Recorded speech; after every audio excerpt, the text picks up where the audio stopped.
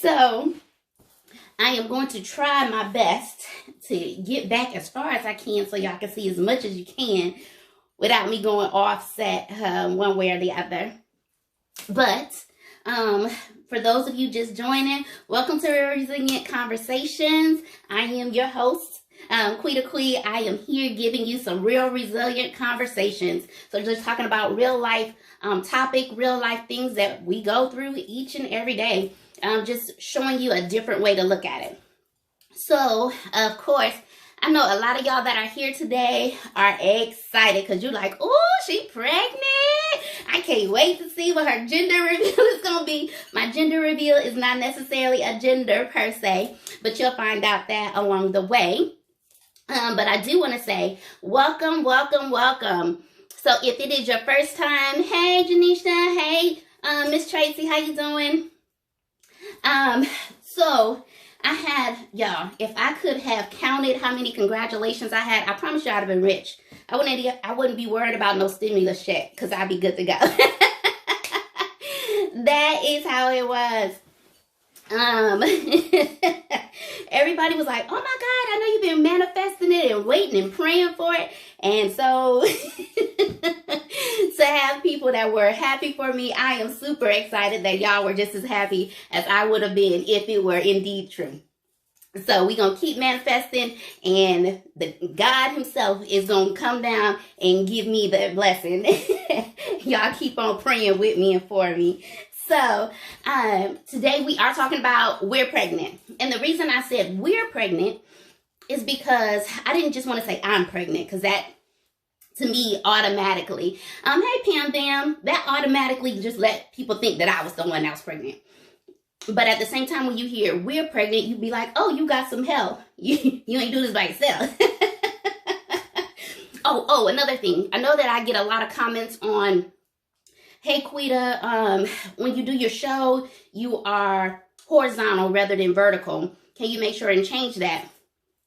The thing is with whenever you record live, you can't necessarily, if I do it up and down, then you'll get too much of the ceiling and too much of the floor, and not necessarily the backdrop. So whenever I edit it, you'll be able to see. Then it is horizontal and you can see it that way. Okay, so do not be alarmed. It is only during the live that you'll see it on this way. But I'll make sure, and once it's been edited, that you can see it on the way that is more comfortable for you to view. Okay? So let's jump right in there. I'm going to also, later on, I'm going to go back and drop off some of the tips on how you can follow me, how you can drop off some of your topics you'd like to hear discussed. All of that will be down below sooner rather than later. Probably by the end of the night, okay? So when we are talking about we're expecting or we're pregnant, all of the things that you hear usually when people want to deliver the message that they're pregnant, right? I wanted to do a spin on words for the simple fact that a lot of times we don't look at expecting as necessarily everybody doesn't always look at it as a good thing or a happy time. Some people are a little nervous and scary, right? So I wanted to just kind of look at both sides of the spectrum. So happy daylight savings times. I hope y'all had time to get some sleep. Caught up with the weekend. It has thrown me for a loop, honey. I have been down for the count with my fibromyalgia. Today has been a rough day. So I have been pushing. Literally, no, just kidding. Pushing to make it to tonight. So it's Monday and we are here for our 5th episode. So let's jump right on into it, okay? So whenever we are thinking about being pregnant, what are some of the symptoms that you automatically think of when somebody says that they're pregnant? What do you think? I'm going to give y'all some time to join on in. Give me your thoughts. Whenever you hear somebody say that they're pregnant, what are some of the symptoms that you expect to hear them say that they are experiencing? Nausea, good one. What are some other things that y'all thinking about? Men, you can join in on this too, because If you have not had a child, but you've heard of your friends or family members that were pregnant, join in on that. Let me know. Morning sickness, that for that nausea again. Good. Headaches. Oh, yes. Yes. All right. Being tired. Very good. Fatigue. Yes, that tired and fatigue thing. Hormonal imbalances. Being very emotional. Somebody on IG said that's a big baby. I'm expecting. Get pushed at any time. I'm due any second. All right.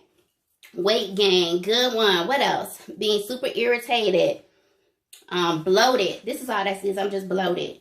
No? All right. So I'm going to jump right on in there while y'all keep giving me some examples. So the first thing I want to talk about was, for me, I'm just going to put it like this. Your late cycle. When we talk about your late cycle, you be like, whoa, that thing ain't come. It ain't come. It ain't come. Somebody help. Oh, no, I got to call. I got to make a phone call. I got to go to the store. I got to make a... I got to make a run to the store because something not right. The first time you have a late cycle, especially if you have been active, first thing you think of is, whew, I know he didn't, for the women. And the men, I can only imagine that you say something like, dang, I thought I made it. I thought I made it. Right? Oh, cravings, that's a good one, Dazzy. So when we're looking about, I'm going to equate the two now. I'm going to use pregnancy terms as well as life terms interchangeably, okay? When you have a late cycle, is usually showing that you that your body did not sacrifice your gift, right?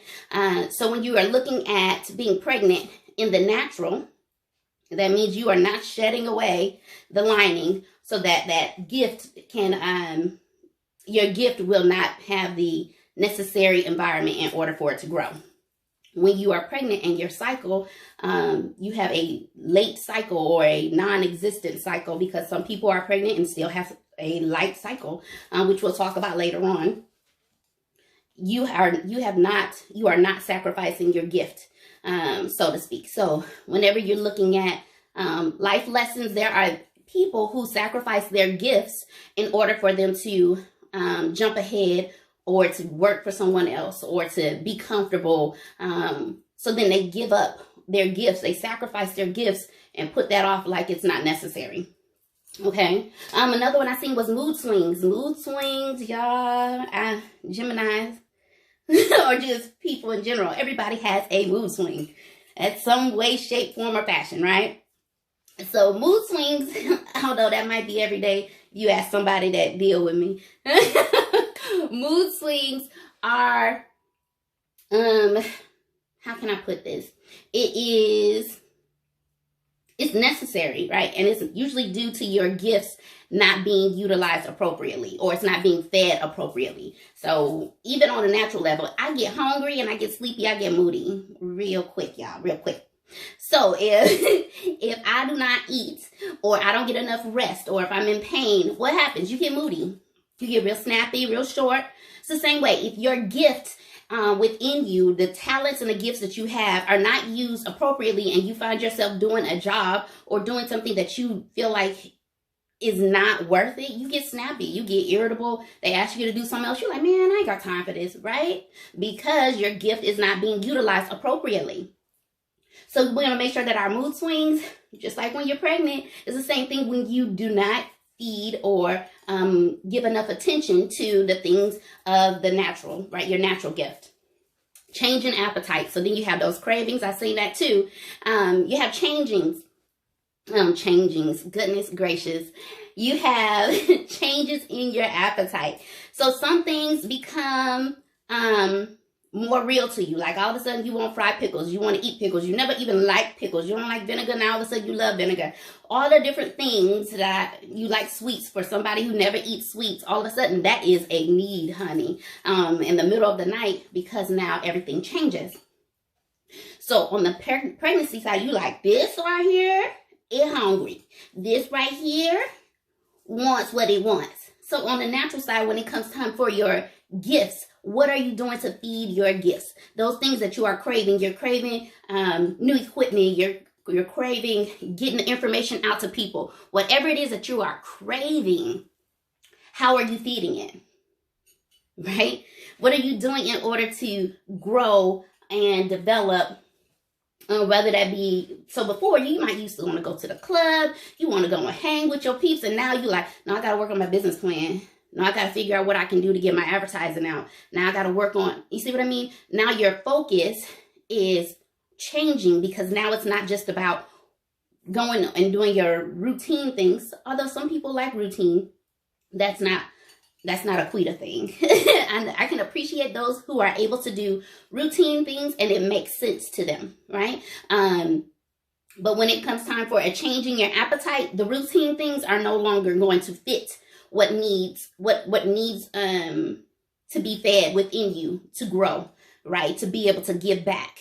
And I think once that's been instilled in you at a younger age, it's easier for you to feel like you have to give back, and you have to use what's instilled in you, what comes naturally for you, to give back. So whether it be music, if you're musically inclined, if you're an artist, if you are a dancer, if you're a singer, whatever it is, you want to be able to give back. You want to be able to showcase that and to say, this is what makes it real for me. This is what changes, right? Your change in appetite changes to not just being, I'm just going to go to work. I'm cool with that.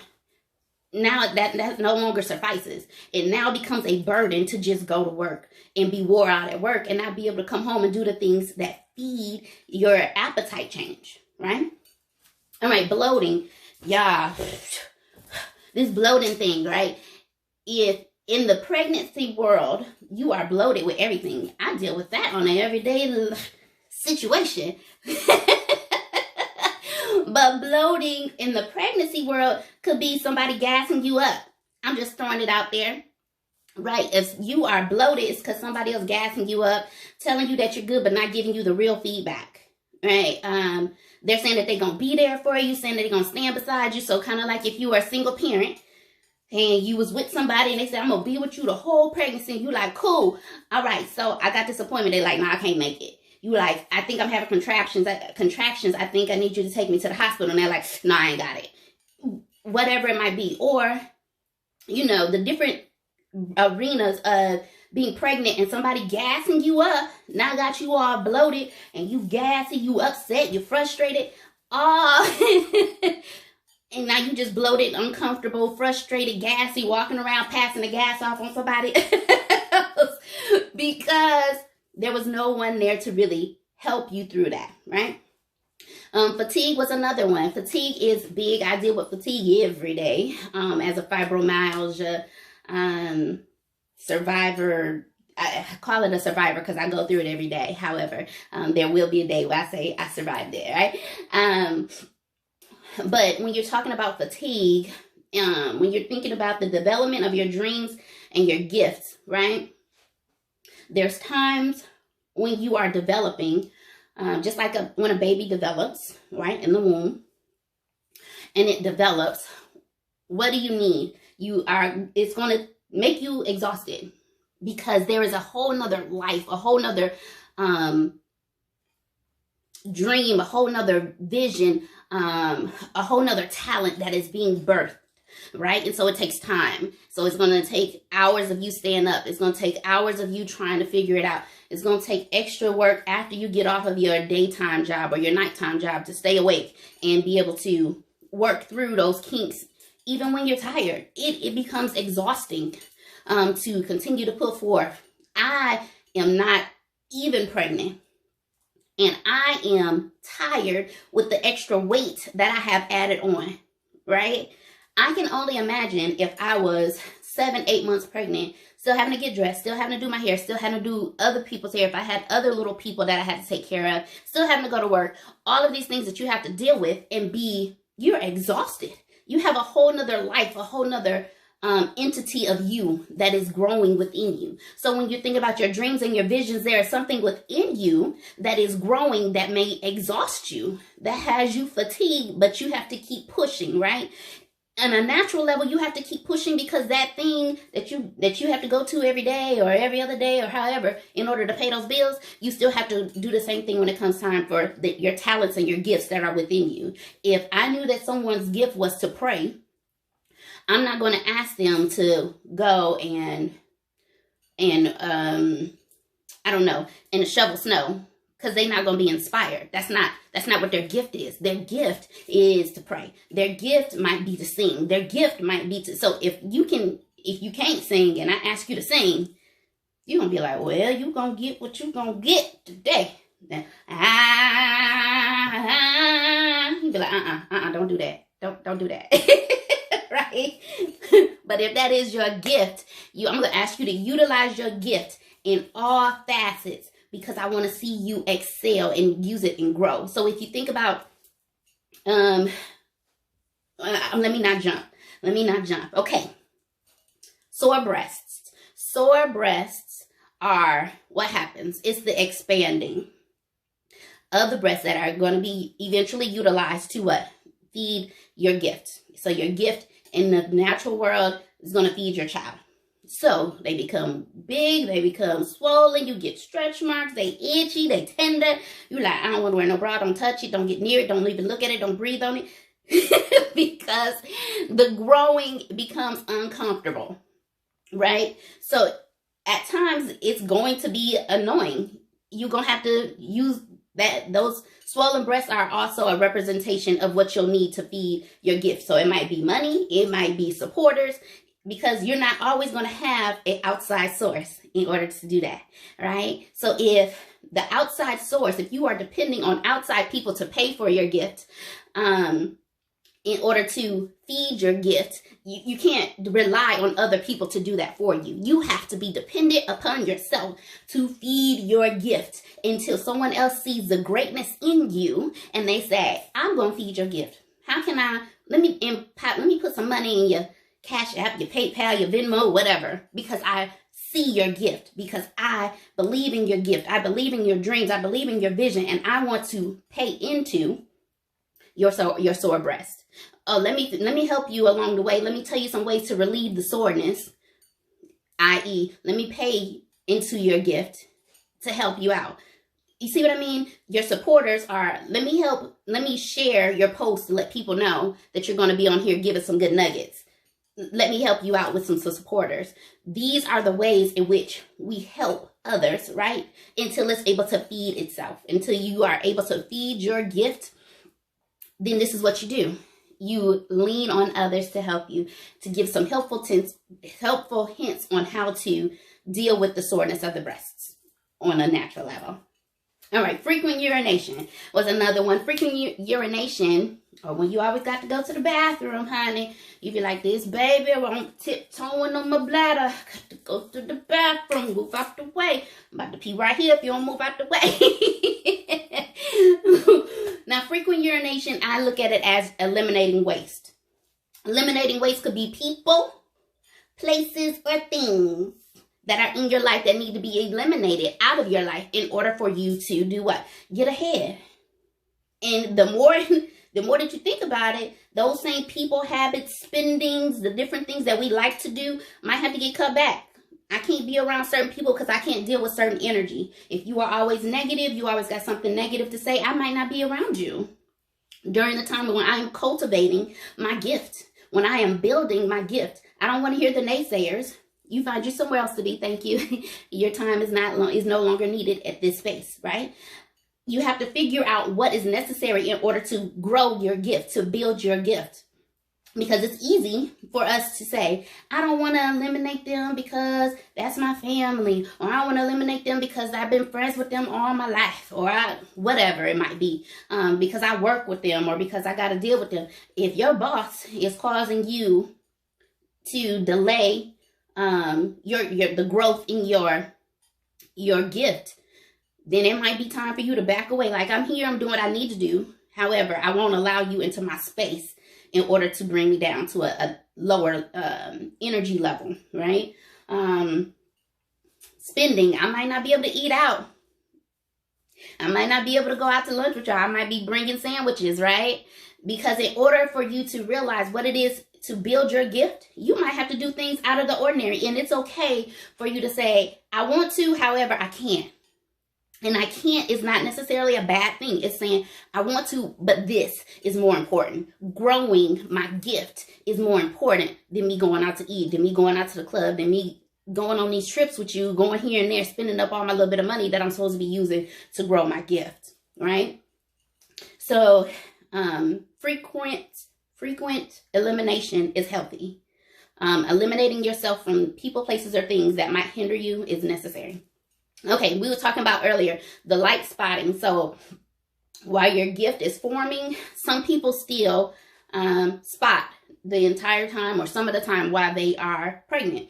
And it's usually because, guess what? Sometimes creating things requires some blood, sweat, and tears. That's just what it is. And it's going to be uncomfortable. And a lot of times when we are bleeding just a little bit, it's because it's uncomfortable when things have to grow. That shedding away of people, places, and things, that frequent elimination of things, it hurts sometimes. So it's going to be a reminder, a slight reminder when you be like, dang, I used to be able to call such and such, but I can't even depend on them now because I need to develop my gift.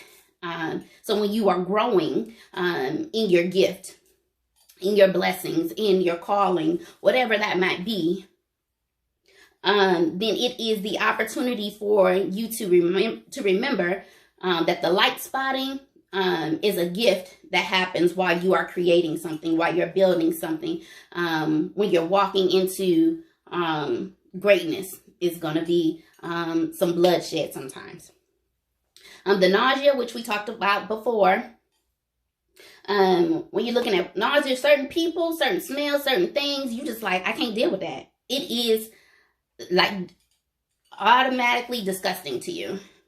You can't be around it. And when you just remove it out of your space because it makes you nauseous to even think, did I used to be that person? Did I used to do those things? Is that the type of energy I was giving off in order to get people to receive me in that manner? I needed to shed away at myself. I had some light spotting of myself to be like, ooh, I had to look in the mirror and be like, Quita, was you really that bad, girl? Right? And it was sometimes I had to be like, yeah. But we grow. So just like the natural growing of your gift, then on the other side, right, on the metaphorical side, then there is going to be some things that are no longer appealing to me. When I used to feel like eye candy modeling was the only way for me to get the attention and the affection that I felt that I needed, right? Because I was like, I'm getting all the attention I could ever want. I had my pick and choose. At what point did I say, dang, this is no longer for me? I think I need to be better. It's been what, 5 years ago, 6 years ago, that I finally said, maybe 7 years ago, that I finally was like, yeah, Quita, that ain't it. That ain't it. That's not going to get you anywhere. So we have to really think about the things that make us nauseous and where did it come from?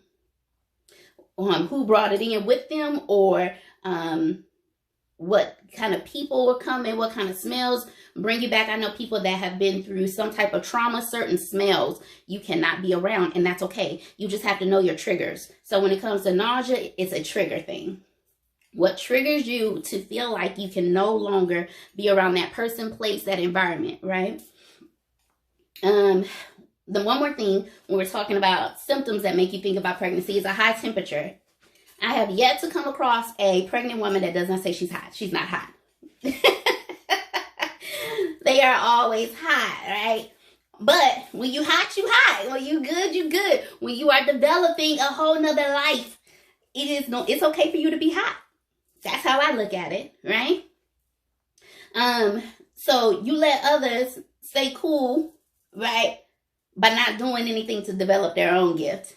But it's okay for you to be hot while you are developing your gift, while you're cultivating and growing your talents and your gifts and your visions for yourself. You want to have better financial freedoms. That's what it is. When you want to walk into a more resilient mindset and relationships on how to not pass off your baggage and bring it into the next, then guess what? You got to start saying, I'm hot because I'm changing. And it's okay to say you changing, right? I like to always look at that at times the men usually, or not usually, but there's oftentimes that I have realized that some of the men get the symptoms before the women do.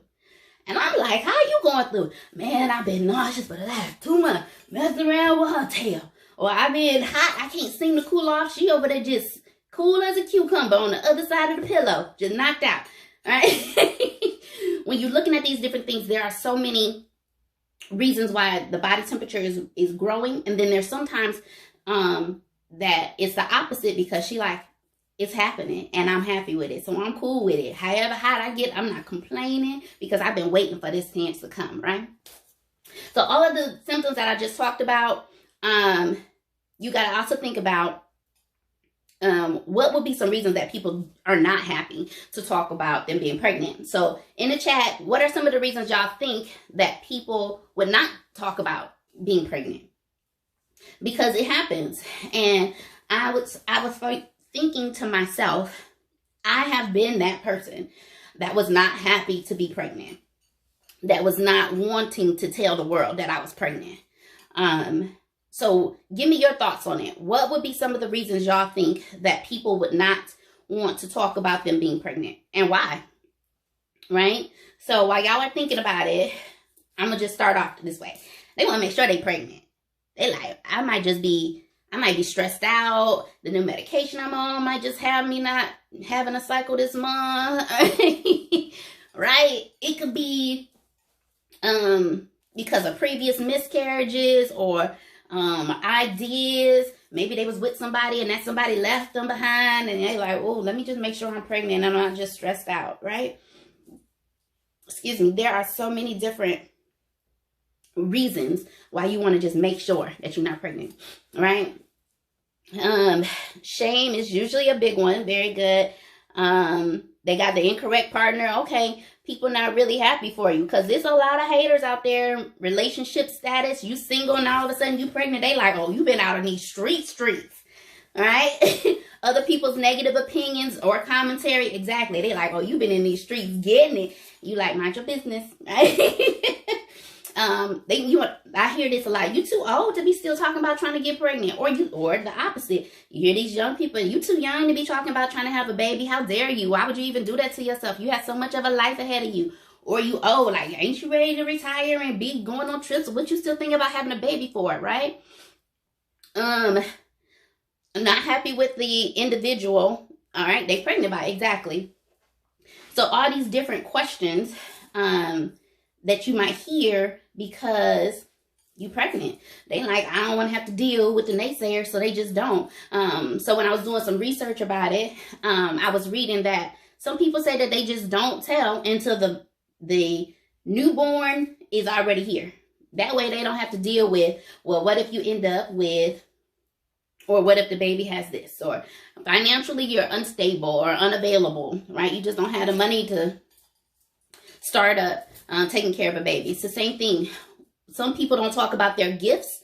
Like, do you really want to start a business? Do you really want to do this? Because, I mean, you're getting older. Or why would you want to start a business? You're so young. You need time to go out and experience life. You too old to still have these dreams and visions. You're too young to still be trying to think about that. You need to be going to college instead. Whatever it is that fuels you is where you should be, right? So you should not ever be ashamed to share whatever your visions and your dreams are for yourself. And if you are financially, you don't have the money to start up a business, you don't have to have your LLC to start off. You start that thing, right? You continue to be pregnant with it until the funds start to come in, until you can work a second job, until you can do whatever you need to do in order to have the funds, in order to, right, financially make it available to you to be utilized.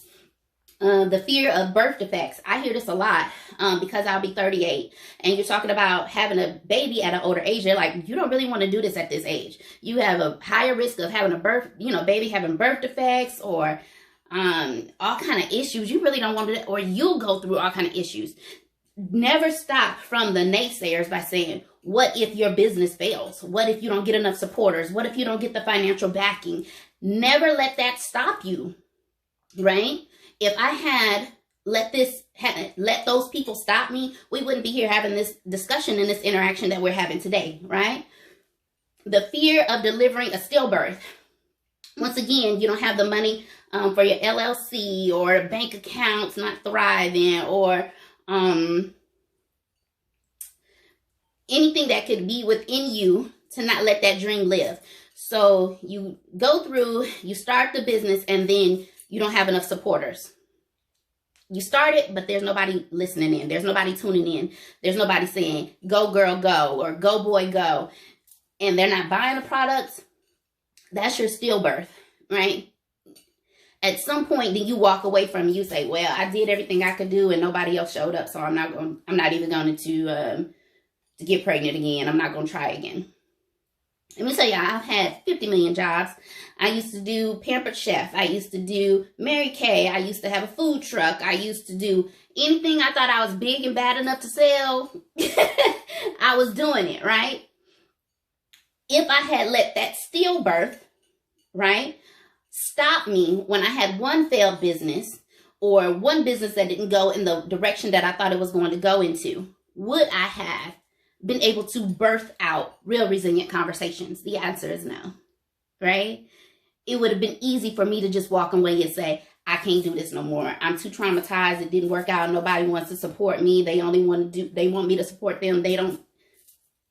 I am willing to go through the stillbirth in order to say, I went through, I kept pushing. And even if they didn't, then I know that I did everything I could to give that baby, that gift, a healthy environment before I walked away. I didn't walk away. God seen fit to do something else, to use this opportunity to grow me in a different way, to prepare me for the other blessings that are yet to come, right? I hear a lot of people talk about their rainbow child. I know that there's some people on here that have rainbow children when they were told that they could not have children or they should not have children, and they still had children. And their children are healthy, happy, thriving children, right? This is where that stillbirth and mentality could have stopped them, right? Infertility in both men and women is a fear that can either catapult you forward or hold you back. If somebody always told you that you are infertile, that you could never get pregnant, that you shouldn't get pregnant, because both men and women equally have the capability of being infertile. So whether it be from a past decisions or past exposures or hormonal imbalances or anything that may have come about to interfere with you having the proper environment to carry it. This is the time for you to get creative, right? On the natural side, people that cannot have children, or they adopt children. For people who, right, like we were talking about earlier, they were embarrassed about the partner they were with. They were willing to give up that baby because they were like, I can't stand looking at it. They were raped or anything of that nature, right? They're like, I can't stand looking at this child. They gave it up for adoption. And now that one person who has been waiting for a baby all their life, somebody says, you want it? And they say, absolutely. Now this child has the opportunity to grow. So your dreams and visions have the opportunity to grow, because there was somebody else that at some point gave up on that same very dream that now you have started to grow and develop, right? Never, ever, ever walk away from your dreams, your visions, your talents, your gifts. All because somebody else walked away from that gift doesn't mean that this is the time for you to walk away. Does that make sense? So real quick story time. I was asked numerous times before I started Real Resilient Conversations if I was a motivational speaker. And I was like, no, I just, I don't have a problem speaking in front of anybody. And they said, well, why aren't you? And I said, because I'm in the military. Who has time for that?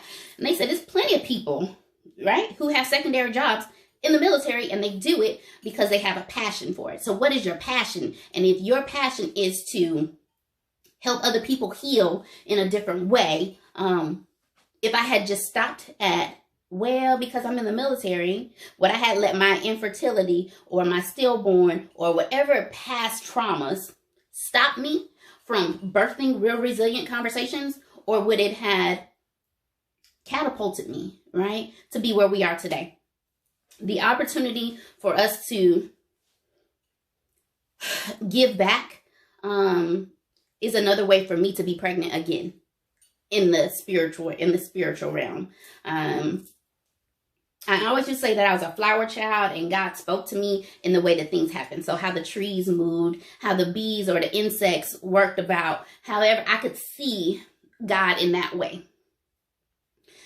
There's always a way that I came across to jumpstart people into a different way of envisioning who they are or what they are, and what they can become. And I was able to do analogies that made sense. If I got too deep and wonderful, because I know people that are very smart and able to utilize words that are bigger than my name. And I'm like, I don't know what that means. I have to look that up. My Flint, Michigan education don't help. Look at how your seeds, with your gifts and your talents and your visions, can change those around you. If you have a gift with finances, help somebody else. If you have a gift with investing, help somebody else. What are you doing to help? Your seed of knowledge can help change the world around you. So just know that I'm here for you, not just for me, but I'm here to help spread my seed across the universe to help us grow as a unit, okay? So as I am still pregnant with Real Resilient Conversations, because Real Resilient doesn't just stop with this type of environment. It starts with this environment, but it has so many different avenues that we're going to go down. So just know, get ready. So just like raising children, it's not going to be easy, but it's always going to be worth it. So make sure that when you are looking at your dreams and visions, when things get rough, when you're having contractions, all right, just know it's going to be worth it. Because when it's time to birth out that gift, it is going to make such a difference in someone else. So if that someone else is just one person, you have still done your job, right? Because that one person is going to take the same gift you have instilled in them, and they are going to use that seed to bless somebody else, to grow someone else. All right. So make sure you follow me on all of the social platforms. And I made it a little easier with the Popl link. So Popl, if you have seen it, it's just an easier way to find me on all of the social platforms. I know that I said that we were going to be live on YouTube, but we came across a little snafu. I thought that we was in the clear, and they said not until you get 1,000 followers. So we got a little ways to go. So until that happens, I have 1,000 people subscribed, then we'll start live on YouTube as well. But until then, I look forward to seeing you in 2 weeks on the 29th of March. And our topic is going to be blooming onion. So I know that you already have an idea. So let's see where we're going to jump in to blooming onion in 2 weeks on March 29th at 8 p.m. Central Standard Time, like we always do. I love y'all. So until then, love, peace, and joy. I'll see y'all in 2 weeks. All right, y'all make sure to send some messages if you got some topics you want to discuss, okay? Bye.